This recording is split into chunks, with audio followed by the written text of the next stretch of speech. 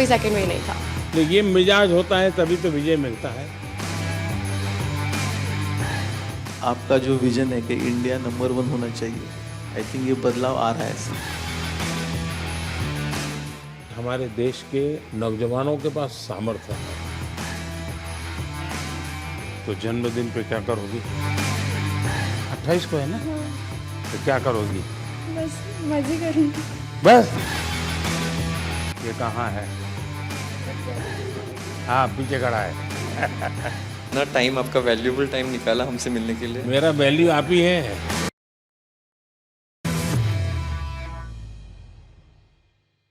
Sir, ये first time India ने दोनों गोल्ड मेडल जीते हैं और टीम ने जिस तरीके से प्रदर्शन किया है वो बहुत ही बढ़िया था। मतलब 22 में से 21 पॉइंट बॉयज़ ने और 22 में से 19 पॉइंट गर्ल्स ने, सो टोटल 44 में से 40 पॉइंट हमने लिए। इतना बड़ा बढ़िया प्रदर्शन आज तक पहले कभी नहीं हुआ। कभी नहीं। वहां पर क्या माहौल था? पहली बार हम जीते, सब लोग हमारे लिए भी खुश हो गए बहुत, क्योंकि हमने इतना खुशी मनाया। तो सबने एक्चुअली हर अपोनेंट्स ने भी आके हमें बधाई दी और हमारे लिए एक्चुअली खुश हो गए, even our opponents also. Sir, हमने देखा है कि लास्ट कुछ सालों में बहुत सारे जो स्पेक्टेटर्स है वो बहुत रूट कर रहे थे कि दूर दूर से वहां पे सिर्फ देखने आए थे ये मैच को, जो पहले मेरे हिसाब से इतना नहीं होता था। तो आई थिंक चेस की भी काफी पॉपुलैरिटी बढ़ गई। तो हमें देख के बहुत अच्छा लगा कि रूट कर रहे हैं। थोड़ा प्रेशर भी होता था, बट इतना हमें सपोर्ट कर रहे वो एक अच्छा फीलिंग था। और जब हम जीते तब इंडिया इंडिया ऐसे सब रूट कर रहे थे। इस बारी 180 कंट्रीज पार्टिसिपेट करी थी, बल्कि जब चेन्नई में ओलंपियाड हुआ था हम बोथ इंडिया टीम हम ब्रॉन्ज जीते थे। वुमेन टीम का लास्ट मैच यूएसए से हुआ था जो हम हार गए थे और हमारे हाथ से गोल्ड चला गया था उस टाइम। तो हम फिर से उनके साथ इस बार खेले। फिर इस बार हम बहुत ज़्यादा मोटिवेटेड थे कि इस बार इंडिया को गोल्ड लाना ही है, इसको हराना है। इनको हराना ही है। वो मैच फाइनली बहुत क्लोज था और ड्रॉ में फिनिश हुआ, but we went on to win the gold sir. पर हम इस बारी अपनी कंट्री के लिए जीत कर ही वापस आने वाले थे और कोई सेकंड वे नहीं था। नहीं, ये मिजाज होता है तभी तो विजय मिलता है। लेकिन जब इतने नंबर आ गए, 22 में से 21 और 22 में से 19, तो बाकी खिलाड़ियों का या बाकी लोग जो इस खेल को ऑर्गेनाइज करते हैं उनका क्या रिएक्शन था? Sir, I think Gukesh wants to answer that, but I just want to say one thing कि उसमें हमने इतनी कन्विंसिंगली जीता, स्पेशली ओपन टीम में ऐसे लग रहा था कि कोई पास भी नहीं आ सकता है। और हमारी वुमेन टीम में हम पहले 7 मैचेस जीतते गए, फिर थोड़ा छोटा सा सेटबैक आया, हमने रेजिलियंस दिखाई, हम वापस आए। पर हमारी ओपन टीम ने तो सर, मतलब मैं क्या ही बताऊँ, I think Gukesh being on board 1 was better to answer that, पर वो भाग के ले गए। Yeah, this experience was really a great team effort. Every single one of us was in like excellent form, and we were all super motivated because in the 2022 Olympiad we were very close to winning the gold medal. But then there was one game which I had played and I could have won, which would have guaranteed gold medal. I unfortunately lost that game, and it was heartbreaking for everyone. So this time we were all super motivated, and from the start we were like, we are going to win this for the team, and yeah, really glad. अच्छा, आपने कभी ये सोचा है कि कभी AI का उपयोग करके आप लोग अपनी गेम को करेक्ट कर सकते हैं या दूसरे की गेम को समझ सके? Yes, sir. With AI, the chess has evolved. There has been new technology, and the computers have become much stronger now. And it is showing a lot of new ideas in chess, and we are still learning from it. And I think there is a lot to learn from it. Sir, I think अभी ऐसा हो गया है कि AI के tools सबको available हो गया है क्योंकि डेमोक्रेटाइज हो गया है। और अभी हम जरूर प्रिपरेशन में यूज करते हैं। बताइए। कुछ नहीं सर, द एक्सपीरियंस तो बहुत कुछ नहीं, ऐसे ही जीत लिए। हैं? ऐसे ही आ गया, गोल आ गया। नहीं सर, ऐसे नहीं आ गया, बहुत मेहनत किया है। आई थिंक मेरे सारे टीममेट्स ने, इवन मेंस ने बहुत हार्ड वर्क किया है to finally get to the stage. मैंने देखा आप में से कईयों के पिता माता डॉक्टर है। पेरेंट्स दोनों डॉक्टर है और मेरी बहन भी डॉक्टर है। हैं? तो जब मैं बचपन में उन्हें देखता था कि उनको कभी रात को 2 बजे फोन आ गया पेशेंट का, जाना पड़ता था, मुझे लगा मैं जो करियर लूंगा थोड़ा और स्टेबल लूंगा, पर मुझे लगा नहीं था स्पोर्ट्स में और दौड़ना पड़ेगा। सर मैंने हमेशा देखा है कि आप हर स्पोर्ट और हर स्पोर्ट पर्सन को इतना इनकरेज करते हैं और इतना सपोर्ट करते हैं। मुझे ऐसा लगता है कि आपका स्पोर्ट्स से बहुत बड़ा लगाव है, हर एक स्पोर्ट से। और मैं उसकी स्टोरी जानना चाहती हूँ, ऐसा क्यों? मैं आपको बताता हूँ। मैं ये इतना समझता हूँ कि कोई देश विकसित बनता है तो सिर्फ खजाने से नहीं बनता है कि उसके पास कितने पैसे हैं, कितने उद्योग हैं, जीडीपी कितना, इतने से नहीं बनता है। हर फील्ड में वो दुनिया में महारत होनी चाहिए। अगर फिल्म इंडस्ट्री है तो मैक्सिमम ऑस्कार हमारे यहाँ कैसे आते हैं।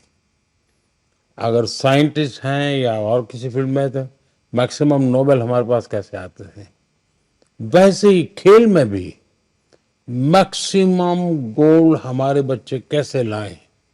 ये जब होता है इतने सारे वर्टिकल, तब देश महान बनता है। मैं जब गुजरात में था तब भी मैं एक खेल महाकुंभ चलाता था। लाखों बच्चे खेलते थे उसमें, तो मैं बड़ी आयु के लोगों को भी खेलने के लिए प्रेरित करता था। तो उसमें से अच्छे बच्चे आगे आने लग गए। मेरा ये विश्वास है कि हमारे देश के नौजवानों के पास सामर्थ्य है। दूसरा मेरा मत है कि देश में समाज जीवन का जो अच्छा वातावरण बनाना है, तो स्पोर्ट्समैन स्पिरिट जिसको कहते हैं, वो सिर्फ स्पोर्ट्स के खिलाड़ियों के लिए नहीं है, वो कल्चर होना चाहिए, समाज जीवन में कल्चर होना चाहिए। हर रोज इतने बड़े बड़े डिसीजंस लेते हैं, तो आप क्या एडवाइस करेंगे हमारे लिए कि ये प्रेशर सिचुएशंस कैसे टैकल कर सकते हैं?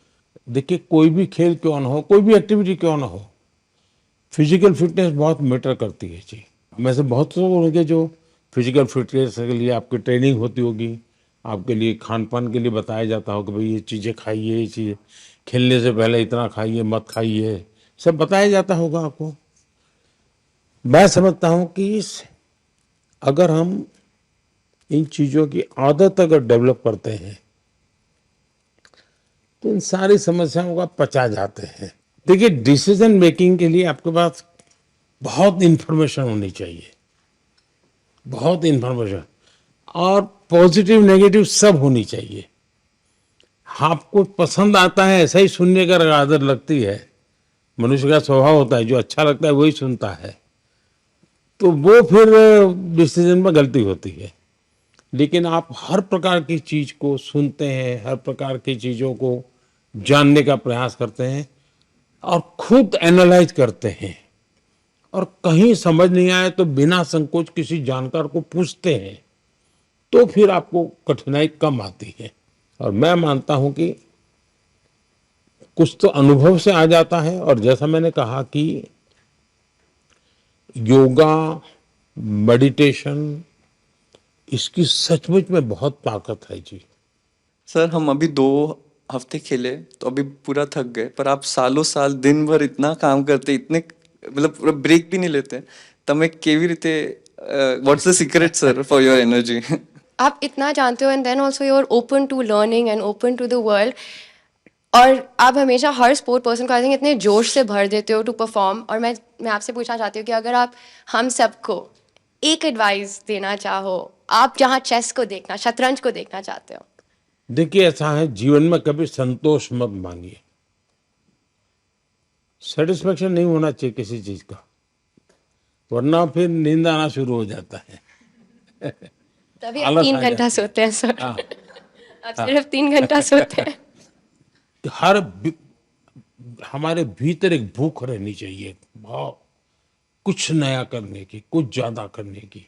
हम लोग सभी टूर्नामेंट तभी जीते थे, और हम लोग बस में से आ रहे थे और आपका स्पीच हम लोग लाइव देख रहे थे, और आपने वहाँ पे अनाउंस कर दिया वर्ल्ड में कि भारत ने ये ऐतिहासिक 2 गोल्ड मेडल जीते, और हम सब लोग उस टाइम साथ में बस थे। हमें इतनी खुशी हुई सबको कि आपने ये आपके स्पीच में अनाउंस कर दिया पूरे दुनिया के सामने। मैं 98 में मैंने फर्स्ट ओलंपियाड खेला, और उस टाइम पे गैरी कास्परोव, कार्पोव, ये सब लोग खेलते थे और हम लोग उनका साइन लेने के लिए दौड़ते थे, ऑटोग्राफ। इंडिया का तब रैंकिंग बहुत नीचे था और इस टाइम पे जब मैं कोच बन के गया था और मैं देखता था कि गुकेश आ रहा है, प्रज्ञानंद आ रहा है, अर्जुन आ रहा है, दिव्या आ रही है, हरिका आ रही है और लोग उनका साइन लेने के लिए अब दौड़ रहे हैं। तो ये जो बदलाव और ये जो कॉन्फिडेंस नए फील्ड में आया है नए बच्चों में, आई थिंक वो आपका जो विजन है कि इंडिया नंबर 1 होना चाहिए, आई थिंक ये बदलाव आ रहा है। Sir thank you so much. आपने इतने शॉर्ट नोटिस में, आप यूएस में थे और आपने इतना टाइम, आपका वैल्यूएबल टाइम निकाला हमसे मिलने के लिए। हम बहुत अभी मोटिवेट हो गए। मेरा वैल्यू आप ही है। आई थिंक हमें ही नहीं, ये इतना इम्पोर्टेंट है, बाकी चेस जो खेलते हैं अभी उनके लिए भी बहुत ज़्यादा इंस्पिरेशन हो गए कि वो अच्छा खेले और आपको आके मिले, तो उनके लिए भी बहुत ज़्यादा इंस्पिरेशन। नहीं, ये बात सही है जी। कभी कभी ये देखने से पता चलता है इनको कि हाँ यार, अपने लोग कर सकते हैं, हम भी कर सकते हैं। मैंने एक बार गुजरात में बहुत बड़ा चेस का इवेंट किया था जब मैं मुख्यमंत्री था। तो 20,000 लोग उसमें एक साथ हाँ, चेस एक खेले साथ थे खेले थे। और सर उसमें उस टाइम पे इसमें से बहुत सारे लोग चेस नहीं खेलते थे। नहीं, तब तो इनमें से कईयों का जन्म भी नहीं हुआ होगा जी। तब भी लोगों को आश्चर्य होता है क्या मोदी जी ये कर रहे। अच्छा, 20,000 को जब बिठाने की जगह भी चाहिए तो बहुत बड़ा पंडाल बनाया था मैंने। तो हमारे अफसर लोग भी कहते थे साहब अब ये इसके लिए इतना खर्चा। मैंने कहा इसी के लिए खर्चा करूंगा मैं। सर आपने जब इतना मुझे एनकरेज किया ये, तो मैं इतना खुश हो गई थी कि मैंने कहा अब तो मुझे पूरी जान लगा देनी है चेस में और मुझे अब तो इंडिया के लिए हर समय मेडल जीतना है। वाह। और मुझे मतलब मैं तब बहुत ज़्यादा ही खुश थी। और फिर तब आपने एक तो उसी में थी तुम। हाँ हाँ। और ये तब आपने साइमल ऑर्गेनाइज किया था और बहुत सारी लड़कियां खेल रही थी तब। वाह।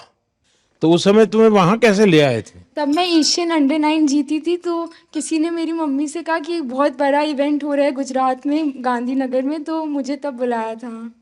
तो ये मैं रख सकता हूँ ना? यस सर, फ्रेम करवाना था बट इतना हाँ? फ्रेम करवा के देना था आपको, बट नहीं बेटा, कोई चिंता नहीं। हाँ, ये मेरे लिए बहुत अच्छी मेमोरी है।